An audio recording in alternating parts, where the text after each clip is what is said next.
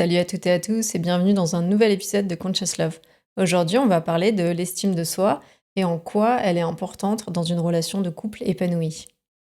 Salut, oui, avoir une bonne estime de soi nous permet justement d'aborder nos relations avec plus de confiance et d'authenticité. Ça impacte directement la qualité de notre vie amoureuse. Donc aujourd'hui, on va explorer ce qui est l'estime de soi, comment elle influence notre couple et surtout comment on peut la renforcer pour améliorer notre vie de couple. Ouais, tout à fait. Et pour commencer, on va essayer un petit peu de démystifier ce que ça veut dire l'estime de soi. En une phrase, je dirais qu'avoir une bonne estime de soi, c'est un ensemble de pensées positives qu'on a au sujet de soi-même et de ce qu'on est capable d'accomplir. Selon Christophe André, dans son livre L'estime de soi que j'ai lu récemment et que j'ai bien aimé, il définit l'estime de soi comme la perception que l'on a de sa propre valeur. C'est cette voix intérieure qui nous dit si on est digne d'amour, de respect, de succès et qui influence en fait notre valeur. Oui, Christophe André explique que l'estime de soi est construite à partir de nos expériences, de nos réussites et de la manière dont on se traite au quotidien. Ça inclut aussi nos pensées et ce que l'on se dit nous-mêmes, à nous-mêmes. Une estime de soi saine nous aide à établir des relations équilibrées où chacune se sent à sa place, valorisé et respecté. On a souvent plus de facilité à voir ce qui est bien chez les autres, n'est-ce pas? Mais pourquoi on a plus de mal à voir ce qui est bien en nous, Delphine? On va avoir 3 raisons qui jouent un rôle ici. La première, c'est le biais de négativité.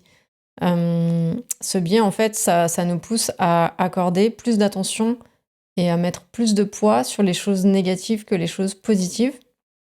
Donc c'est quelque chose qui se fait, de façon inconsciente et naturelle, par notre cerveau. Ça signifie qu'on a tendance à se souvenir plutôt des moments négatifs, des expériences qui ont un impact négatif sur nous, plutôt que les choses positives ou les réussites. Donc ça veut dire qu'on va se rappeler plutôt des moments désagréables, des échecs, des critiques qu'on nous aura dites ou faites, plutôt que les compliments ou les réussites qu'on aura accomplies. Ensuite, le deuxième point, c'est la comparaison sociale. Dans notre société, on a tendance à se comparer énormément. Donc c'est vraiment un point important, je pense. Et souvent, lorsqu'on se compare, en fait, on le fait d'une façon défavorable. C'est rarement on va rarement se comparer d'une façon, où on va se sentir supérieur ou mieux que les autres, mais ça va être plutôt l'inverse. Donc ça peut diminuer notre propre estime, que l'on a de nous-mêmes, car on perçoit en fait nos réussites comme moins importantes que celles des autres. Et j'ai remarqué que ça peut arriver aussi beaucoup à cause des réseaux sociaux. On a tendance à comparer, nos vies avec celles des autres. Puis souvent sur les réseaux, on voit ce qu'il y a de mieux, donc forcément on va se sentir un peu moins bien, on va sentir que notre vie a moins d'importance. La troisième raison, c'est l'autocritique interne. On a cette petite voix intérieure qui va venir influencer nos pensées et pareil, souvent de manière un peu négative, de façon critique, de façon jugeante même. Donc cette petite voix intérieure, elle a tendance à minimiser ce dont on est capable, nos capacités, les endroits où on est doué finalement. Et souvent, ça peut venir d'expériences passées, d'anciennes relations, de notre éducation ou même des standards qu'on a eus, qui étaient peut-être parfois trop idéalistes ou voilà, trop hauts. Oui, donc avoir une bonne estime de soi consiste en apprendre à se voir tel qu'on est, de façon réaliste et aussi bienveillante. Ça veut dire reconnaître nos qualités et savoir les apprécier, mais aussi accepter nos défauts sans se juger trop durement. C'est en les acceptant, les choses on on n'aime pas trop de chez nous, qu'on commence à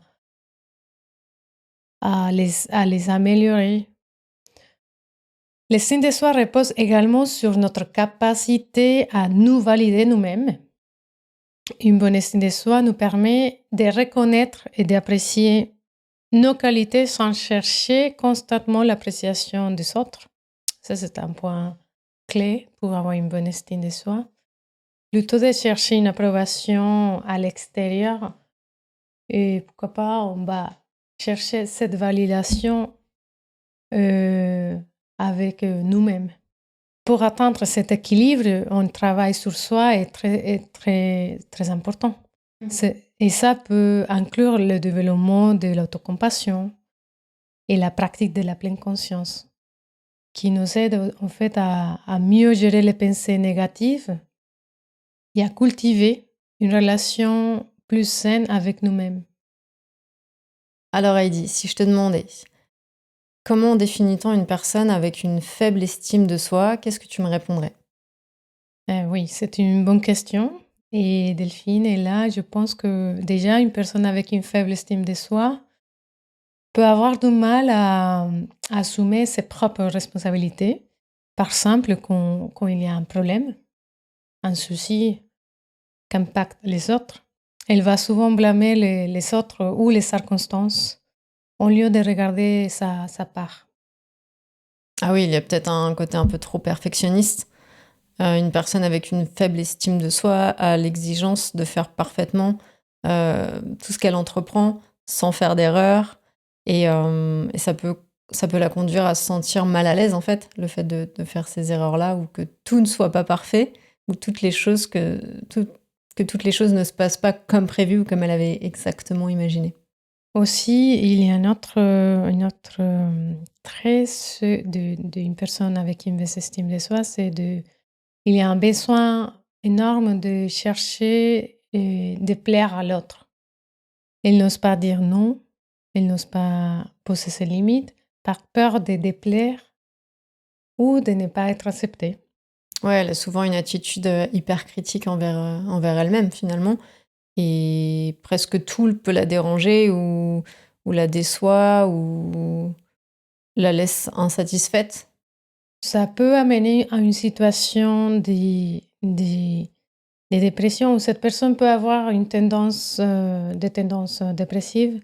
Elle a tendance à voir tout en noir, ou sa vie ou son avenir, et elle-même, vu l'autocritique et l'auto-exigence trop élevée. Aussi, elle a également tendance à ressentir une incapacité générale à profiter de la vie ou à ressentir la joie. Il est important de souligner que l'estime de soi évolue tout au long de notre vie. Elle n'est pas figée et peut être influencée par de nombreux facteurs. Par exemple, nos expériences, nos relations aussi peuvent impacter notre propre estime, et nos réussites, nos échecs, et même les contextes dans lesquels nous vivons.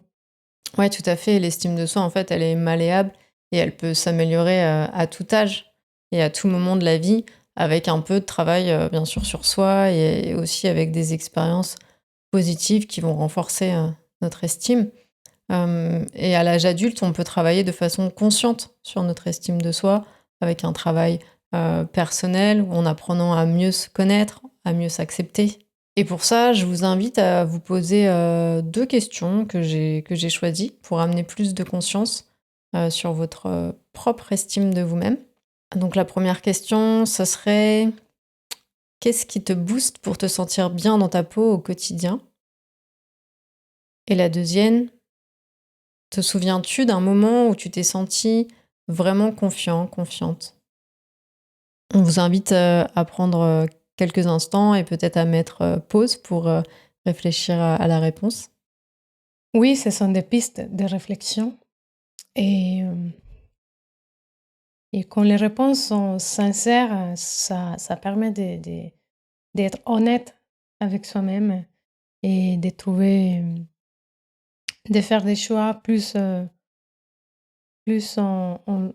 liés à notre propre bien-être.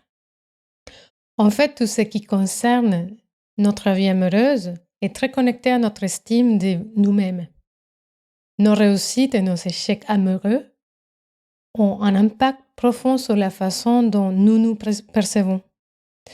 Est-ce qu'on va aussi exprimer notre attirance à une personne qu'on ne connaît pas, ou qu'on connaît très peu? Et une fois on est en couple, comment on pourrait faire pour exprimer réellement ce qu'on ressent en couple? Ouais, c'est des questions intéressantes.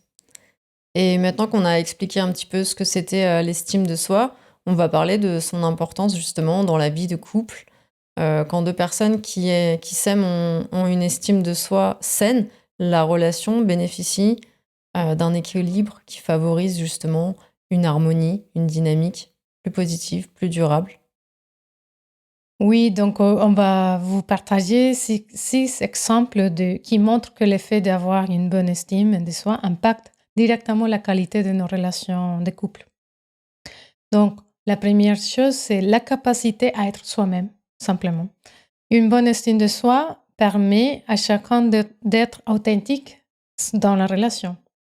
On ne ressent pas le besoin de se cacher derrière un masque ou de jouer un rôle pour plaire à l'autre.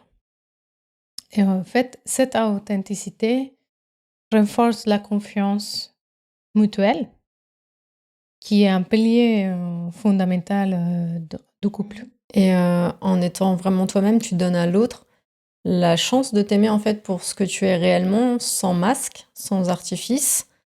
Et ça ouvre la porte à une relation authentique et où chacun en fait peut se connecter plus profondément et plus authentiquement. Développer notre estime de nous-mêmes, c'est apprendre à s'aimer pour ce qu'on est, avec nos défauts, avec nos qualités, nos points faibles, nos insécurités, avec tout ça en fait. Tout ce qui fait qu'on est nous-mêmes. Et quand on développe de la compassion et de la bienveillance pour nous, on ouvre la porte pour le faire aussi avec notre partenaire. Oui, c'est ça. Et ça permet d'aimer notre partenaire de manière authentique, sans entendre irréaliste ou de pression inutile. Et c'est la clé pour une relation équilibrée et respectueuse. Un deuxième exemple de comment avoir une estime saine impacte nos relations, c'est que avec une bonne estime de soi, on a moins de dépendance émotionnelle. On ne cherche pas constamment l'approbation ou la validation de son ou sa partenaire pour se sentir valorisé. Et ça réduit énormément les comportements de dépendance ou de jalousie qui peuvent fragiliser une relation.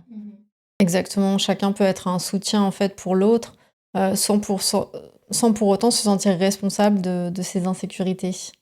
Le troisième point, c'est lié à avoir une communication plus saine. En fait, avoir une estime de soi solide, on va être plus à l'aise à exprimer de façon naturelle nos besoins, nos envies, nos limites, etc. Et on va être plus apte à les communiquer de façon claire et saine à l'autre. Ça va éviter des malentendus, des frustrations, et on sera plus ouvert à écouter l'autre aussi quand lui nous partagera ces choses-là, sans se sentir menacé ou critiqué, voilà, sans être attaqué. Un quatrième facteur de comment avoir une bonne estime de soi impacte une relation, c'est que ça augmente le respect mutuel. En fait, le respect mutuel est renforcé. Quand on se respecte soi-même, on est plus apte à respecter son partenaire. Et ça crée un espace où chacun peut évoluer à son propre rythme, avec le soutien de l'autre, sans pression excessive ni compétition. Moi, j'ai été dans une relation où il y avait un peu ça, où j'avais pas toujours l'impression d'être respectée parce que l'autre personne avait tendance à me challenger, mais d'une façon un peu provocatrice. Du coup, c'était clairement pas agréable et je sentais que ça jouait en fait sur mon estime de moi et que je me sentais moins confiante. Et surtout que je savais pas, enfin j'avais l'impression des fois de pas être assez ou de pas en faire assez pour cette personne et clairement il y avait vraiment ce sentiment de me sentir moins bien. Je comprends. Du coup, ça peut amener des conflits au quotidien, n'est-ce Ouais. pas? Tout à fait et d'ailleurs, c'est le point suivant sur la gestion des conflits. En fait, en couple, on a toujours des conflits, ça, c'est pas le problème en soi, mais c'est plutôt la façon dont on va les gérer qui est important et je pense que quand on a une estime de soi qui est saine, on va avoir tendance à mieux gérer les conflits parce qu'on va écouter. On va pas chercher à gagner ou à blâmer. Donc, les partenaires cherchent à comprendre et à résoudre les conflits comme une équipe, ensemble. Oui, c'est ça. Plutôt que de chercher à gagner ou à blâmer, l'autre, on va vraiment essayer de voir le conflit comme, un moyen de comprendre l'autre et de faire avancer notre couple ensemble. Oui. Et donc, ça amène à une relation enrichissante parce qu'avoir une estime de soi saine, le couple devient un lieu de partage et de croissance mutuelle plutôt qu'un endroit où on va chercher à combler nos insécurités personnelles. Et ça permet à chacun de s'épanouir individuellement tout en construisant quelque chose de fort à deux. Maintenant, parlons des moyens concrets pour renforcer notre estime de soi et donc améliorer notre relation de couple. Quels conseils nous proposes-tu, Heidi? Tout à l'heure, on a évoqué le livre de Christophe André, donc on va donner quelques conseils et on va s'évaser sur ce livre. Donc, la première chose, c'est la conscience, la prise de conscience de ses propres pensées. Et dans ce livre, Christophe André insiste sur l'importance de la pleine conscience. En devenant plus conscient de nos pensées négatives et en les remplaçant par des affirmations positives, on peut améliorer notre perception de soi. Et en fait, je vous partage, j'ai pris une habitude pour entraîner cette prise de conscience. Et chaque soir, avant de m'endormir, je prends mon journal et j'écris mes émotions, mes pensées dans la journée sans jugement. C'est simplement pour identifier mes pensées, mes émotions et mes ressentis de la journée. Et ça m'a beaucoup aidé à entraîner mon esprit, en fait, à entraîner mon esprit pour amener plus de conscience et à identifier ce dont j'avais besoin. Et aussi à identifier mes croyances, mes croyances des fois limitantes. Et donc, dans cet exercice, je me pose la question, et si j'ai identifié une croyance qui limitante, d'où ça sortait, d'où j'ai pris cette croyance. Si ça venait de quelqu'un m'a dit une phrase ou m'a fait une remarque, ou si ça part de mon éducation, de la façon dont j'étais élevée ou éduquée. Et aussi, je me pose la question, est-ce que cette croyance ou cette pensée est 100% réelle? Et aussi, quelles sont les actions que je peux amener, que je dois entreprendre pour être mieux dans ma peau et aussi faire confiance à mes compétences, par exemple. Ou simplement identifier quels sont mes besoins réels et profonds pour amener une direction aussi dans ma vie individuelle et une direction à deux comme couple. Et le deuxième conseil qui est très lié, une fois que je suis très connectée à mes émotions, mes pensées, dans mon journal des émotions. Et ça m'a aussi aidé à développer l'autocompassion. Donc, c'est un conseil. Je vous invite chaque fois que vous trouvez cette petite voix autoexigeante, de faire un peu de recul et d'amener l'autocompassion. Donc, apprendre à se traiter avec la même gentillesse et compréhension qu'on offrirait à un ami ou une amie est très, très essentiel et ça réduit l'autocritique et renforce en fait notre estime de soi. Est-ce que tu as d'autres conseils, Delphine?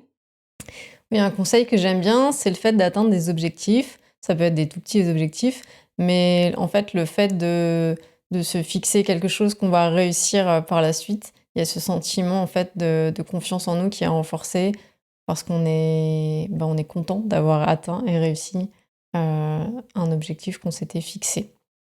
C'est quelque chose que j'applique de façon, moi, assez naturelle dans ma vie, enfin, depuis que je suis jeune. Et c'est vrai que ça m'a beaucoup aidé à renforcer ma confiance en moi et mon estime de moi-même. J'aime bien la sensation, en fait, de savoir que j'ai atteint ce que j'avais prévu. Ça me montre que je suis capable, en fait. Il y a aussi le fait de faire ce qu'on aime et ce qui nous apporte de la joie, qui peut être un conseil intéressant à explorer, tout simplement parce que quand on va faire une activité qui nous épanouit, ça contribue en fait à avoir une image de soi plus positive. Le fait aussi de s'autoriser du temps pour nous, ça renforce notre amour pour nous-mêmes, voilà, de prendre ce temps, ce créneau, même si on a un emploi du temps chargé, pour faire une activité qui nous met en joie et qui nous fait du bien. Et le dernier conseil que j'aimerais partager, c'est de s'entourer de personnes qui nous valorisent, qui nous encouragent, qui nous comprennent aussi. Les relations positives, en fait, ça renforce vraiment notre sentiment de valeur personnelle. Et comment on peut intégrer maintenant ces conseils-là dans notre vie de couple, en fait, au quotidien? Qu'est-ce que tu dirais? Oui, on peut les intégrer progressivement. Par exemple, en pratiquant la pleine conscience ensemble, en partageant nos réussites personnelles et en se soutenant mutuellement dans nos objectifs, nos projets personnels et de couple. L'important, en fait, est de créer un environnement où chacun se sent valorisé à sa place et encouragé à grandir. J'observe que dans notre couple, on a mis ça de façon assez naturelle en place, non? Mhm. Je sais que régulièrement, on aime bien discuter, se poser des questions, partager, sur comment on peut s'encourager sur, notre vision de la vie ou sur, les choses qu'on a envie d'accomplir ou qu'on a envie de mener. On va aussi se poser régulièrement comme question: «Comment je peux te soutenir avec ça, avec ces projets, ces envies?» Et aussi on partage sur où on en est en fait de façon assez régulière parce qu'on aime bien avoir ces discussions-là et je trouve que ça amène une certaine profondeur et richesse à notre relation. Comment on se sent dans notre vie personnelle, où on en est avec notre travail ou comment ça se passe dans nos relations familiales ou amicales. Oui, c'est vrai que ces points qu'on fait régulièrement, ça m'aide personnellement à prendre conscience de mes automatismes aussi. Et ça m'apporte un boost d'énergie pour continuer. Je me sens soutenue par toi. Et aussi, je sens que c'est important pour toi mon soutien et de l'écouter, de le recevoir. Mmh. Oui, clairement, c'est très important. Mais pourquoi c'est pas toujours évident en fait? Quels sont selon toi les obstacles qui nous empêchent d'avoir une bonne estime de soi en couple? Alors pour moi, l'un des principaux obstacles est la comparaison constante avec les autres. Dans notre société, il est facile de se sentir inférieur en comparant notre relation, notre apparence à celle des autres. C'est pour ça qu'il est important de se recentrer sur soi-même pour revenir au centre et d'apprécier nos propres qualités et réussites. Oui, arrêtez de regarder les couples parfaits sur Instagram, c'est pas la réalité. Ils vous montrent juste une partie de leur vie et la partie qu'ils ont envie de vous montrer surtout. Moi, un autre obstacle que j'observe, c'est l'influence du passé, des expériences passées, peut-être des relations toxiques ou des traumatismes qu'on aurait vécus et qui ont un impact sur notre estime et sur notre relation actuelle. Il est important de travailler sur ces blessures, de les identifier, de les comprendre, peut-être avec l'aide d'un thérapeute, d'une thérapeute, pour aller un peu plus en profondeur et surtout pour transformer ça et pour trouver des solutions dans notre vie actuelle et dans notre relation. Mhm. Oui. Oui, le travail personnel est très, très important pour avoir une relation aussi de couple dans laquelle l'estime de soi va être saine à l'intérieur de notre dynamique. Ouais, parce que travailler sur soi, ça peut nous aider à libérer ces blocages et avoir une image plus positive de nous-mêmes. Et enfin, faites attention aussi à la façon dont vous communiquez et aux disputes. Faites attention aux disputes qui n'apportent rien et qui peuvent vraiment miner votre estime de soi. Que ce soit des remarques sur votre apparence, votre famille ou vos erreurs passées, ces tensions peuvent sérieusement diminuer la confiance en vous. Pour amener un dialogue, chacun de vous doit faire confiance à l'autre, les croire non seulement capables d'écouter sans jugement, sans interruption, mais aussi capable de dire sa propre vérité sur ce qui se passe réellement. Oui, tout point de vue est légitime et doit être respecté. On n'est pas là en fait pour dire, pour critiquer ou pour invalider ce que l'autre nous partage. Et c'est là qu'une bonne estime de soi est importante parce que en apprenant à valoriser qui on est, à nous valoriser nous-mêmes, on se sent plus confiant dans la manière de gérer un conflit. Et aussi, on pense à préserver notre bien-être et celui de notre partenaire. En effet. Et donc, éviter les remarques ou les blagues. Oui, les blagues diminuantes ou rabaissantes, ou ce genre de choses. J'ai un exemple personnel, c'est pas à l'intérieur du couple, mais je me souviens d'une fois où j'ai reçu des remarques par rapport à mon accent et ça a vraiment impacté la confiance. Et par contre, avec le temps, et bien sûr, j'ai pris conscience que je devais monter en compétences et d'augmenter mon niveau de français. Et j'ai dépassé cette peur de m'exprimer tel que je suis quand je m'exprime en français.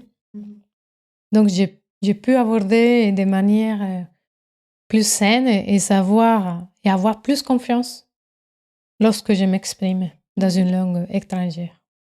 Ouais, je comprends. Pour finaliser, et je vous invite à vous poser 3 questions avec votre partenaire et à mener un dialogue.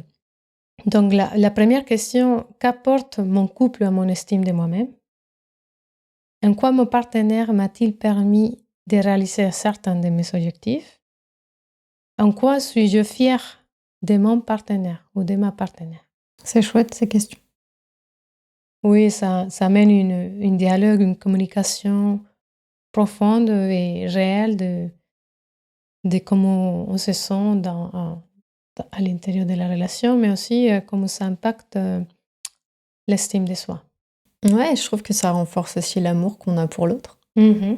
Pour conclure, l'estime de soi, c'est vraiment essentiel pour une relation de couple épanouie. C'est un travail personnel qui impacte profondément la qualité de nos relations, de nos interactions et aussi de notre bonheur à deux.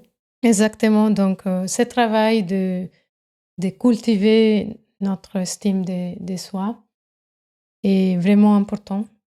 Ça va impacter directement la qualité de nos relations. Ma relation en couple et aussi les relations avec mes amis et ma famille. Et je trouve qu'une bonne estime de soi, ça permet de développer, de cultiver aussi une relation solide, équilibrée et respectueuse. Ouais, tout à fait. On arrive à la fin de cet épisode. Merci d'avoir écouté cet épisode de Conscious Love jusqu'à la fin. On espère que ces discussions et conseils vous aideront à renforcer votre estime de vous-même et aussi à enrichir votre relation de couple. Vous pouvez aussi télécharger notre guide sur les piliers de l'amour conscient qu'on a préparé spécialement pour vous aider à améliorer votre relation de couple. On vous met le lien dans la description de cet épisode. Et si vous avez aimé cet épisode, je vous invite à mettre 5 étoiles sur nos plateformes, sur Spotify et Apple Podcast. Et aussi partager cet épisode avec vos proches, avec votre partenaire. À très bientôt pour un nouvel épisode de Conscious Love et en attendant, prenez soin de vous. À bientôt!